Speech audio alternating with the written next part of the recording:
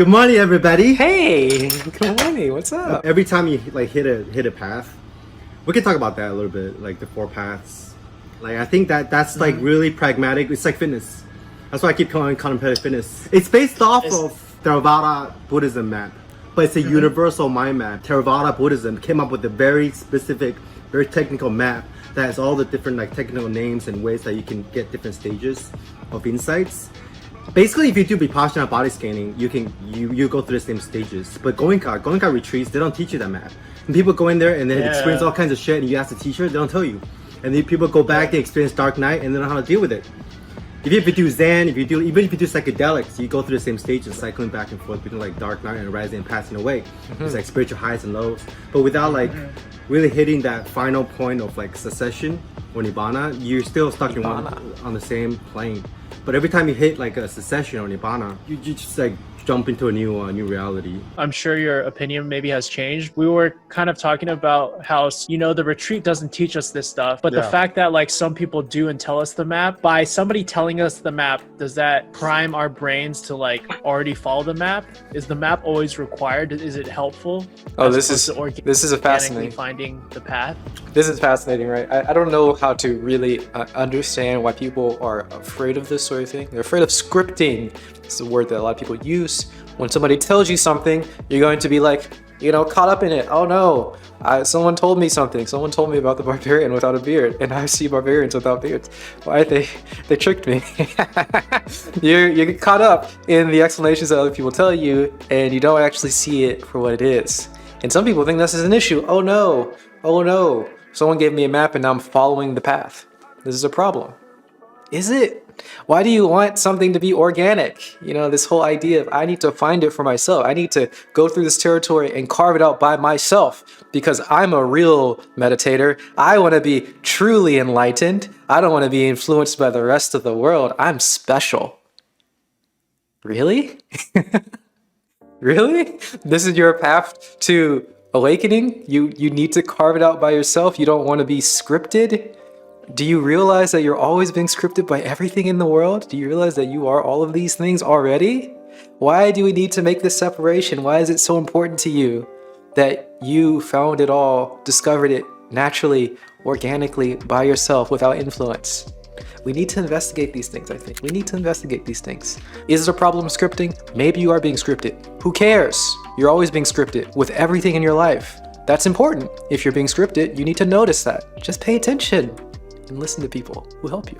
I think maps can definitely be a distraction. The way that I did it was that I didn't care about maps until I had all the experiences of the inside. I was like, holy shit, what is this? Because my last retreat, I went through the entire path, the first path. Before my last retreat, I was still pre-awakening. I had like glimpses, and like after the second retreat, I went through the entire stage of the inside without even knowing it. And I was like, what the fuck is going on? So I went back and I started doing some research. I found out Michael Tapp's podcast, and just like the whole door opened up, all those guys like Kenneth Folk, Daniel Ingram, Michael Taft. Xi Jinping is kind of in that same school where they're really pragmatic Buddhism, and then they said that it can be done if you really do the practice and if you really do the methods. But the maps can definitely be a distraction because you can definitely script yourself into believing that you have certain states.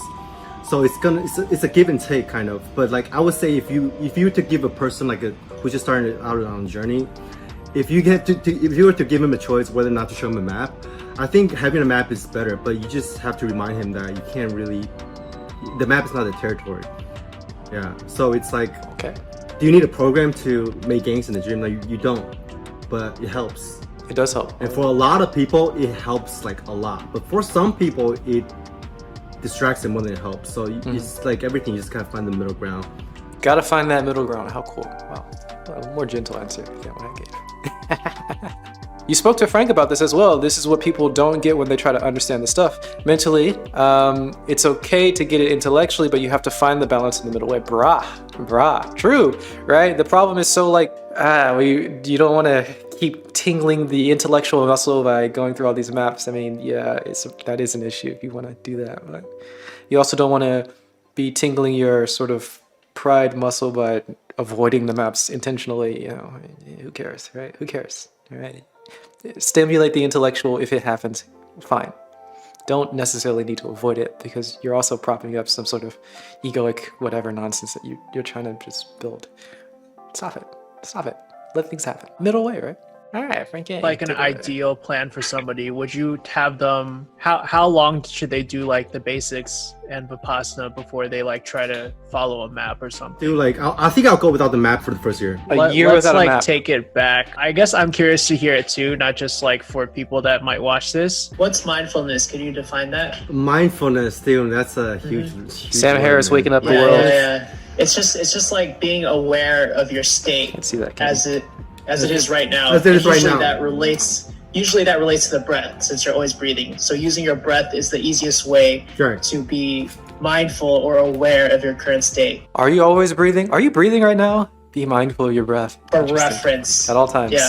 But it's like, I feel like if you tell people to be mindful, like it's so popular right now, pop meditation, pop psychology, like, Mac- oh yeah, just Mac- be mindful, be present. Jesus, how much Coke is this guy drinking? Straight from the bottle? My God. Zero sugar. Ah, I see. Zero sugar. Makes it okay. American confirmed, all right? He's one of us. Mac mindfulness. They don't really know what it means. Mech mindfulness. Yeah, but- yeah, they don't. But Yeah, it- 'cause they- I mean, I didn't it's know just- what it means until like 2 years. Yeah, you have to do it. You have to do it. It takes a long time. Like everyone just intellectualizes it. That's so pointless. I keep saying I'll have friends that will ask me for advice sometimes, and I know they won't really follow it. And I can explain stuff to them, but it's the exact same thing as explaining a workout routine to someone. They don't work But, out, right? it doesn't work. But for the mind stuff, a lot of people still assume that if they understand it intellectually, they can get the benefits from it. Yeah. But It's so sad. that would never apply to exercise. Like, It's so messed up, right? We get this idea that we get the theory and we mistake it for the actual thing, right? It's like if I were to explain music theory to you and you think that you just listened to Beethoven. This is so silly, right? I can't just say E major chord and then everyone's like, oh yeah, this is Beethoven's third symphony. No.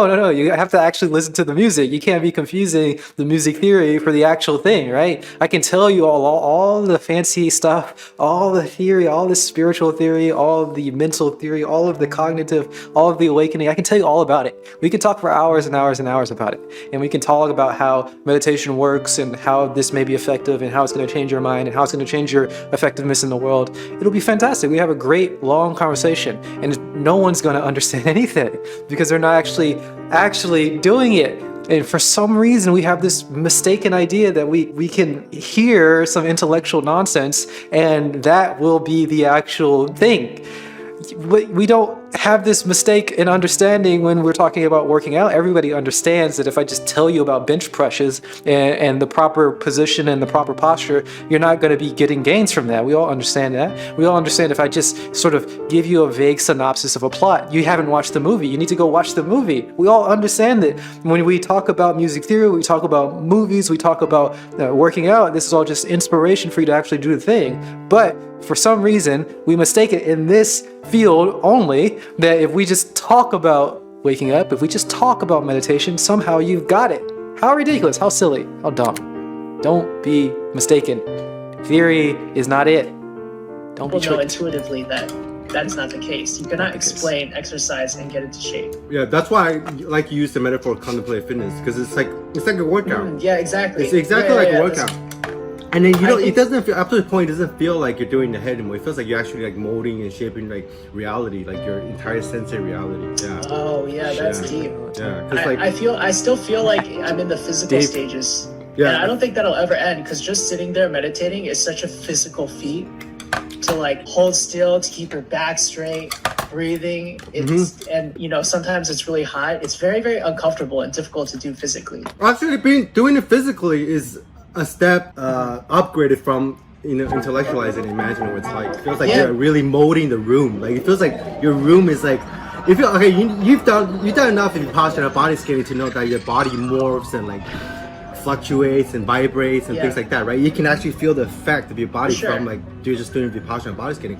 But once you get to a certain point, that's what it feels like with the entire universe. Do you like good energy? Like, comment, and subscribe for more.